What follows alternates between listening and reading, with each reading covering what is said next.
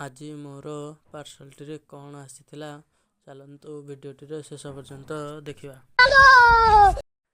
Hello ସାଙ୍ଗମାନେ, ମୁଁ ଆପଣମାନଙ୍କର ପ୍ରିୟ ସୁବ୍ରତ ସ୍ୱାଗତ କରୁଛି ମୋର ଆଉ ଏକ ନ୍ୟୁ ମିନି ବ୍ଲଗକୁ। अच्छा हमको सिखा रिया। ଆଜି ସକାଳୁ ଉଠି ଚାଲି ଯାଇଥିଲୁ ଛାତ ଉପରକୁ ବ୍ୟାଡ଼ମିଣ୍ଟନ ଖେଳିବା ପାଇଁ। ବ୍ୟାଡ଼ମିଣ୍ଟନ ଖେଳିସାରି ମୁଁ ଚାଲି ଯାଇଥିଲି ମୋର ପେଟ ପୂଜା କରିବା ପାଇଁ। ଜଳଖିଆ ଦୋକାନରେ କିଛି ସମୟ ଠିଆ ହେବା ପରେ ମୋର ପାଳି ପଡ଼ିଥିଲା। ତାପରେ ମୁଁ ଚାଲି ଆସିଥିଲି ଘରକୁ ଆସି ଅଣ୍ଡା ଫୁଟା ମେସିନରୁ ଅଣ୍ଡାଟିକୁ ରୋଟେଟ୍ କଲାବେଳେ ମୁଁ ଶୁଣିଥିଲି କି ଆମ ମିଟୁ କ'ଣ ବସି ଗୋଟିଏ ଗୁଜୁରୁ ଗୁଜୁରୁ ହେଉଛି। ତାପରେ ମୁଁ ଚାଲି ଯାଇଥିଲି ଗଣିଆ ହାଟକୁ। ହାଟରେ ବୁଲାବୁଲି କରି ଘରକୁ ଫେରିଲା ବେଳକୁ ଦେଖିଲି ତ ମୋର ପାର୍ସଲଟିଏ ଆସିଥିଲା।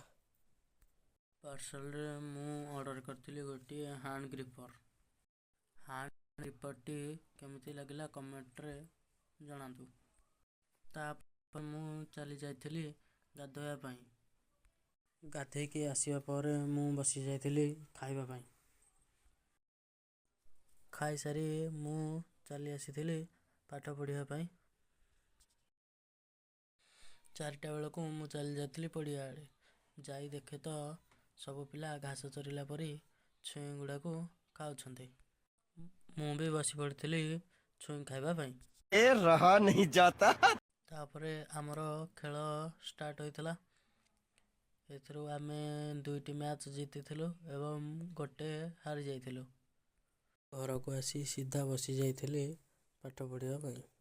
ତାପରେ ଆମ ଘରକୁ ଆସିଥିଲା ଶମ୍ଭୁ।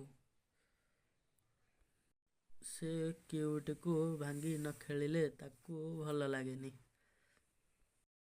ତାପରେ ମୁଁ ଚାଲି ଯାଇଥିଲି ଖାଇବା ପାଇଁ।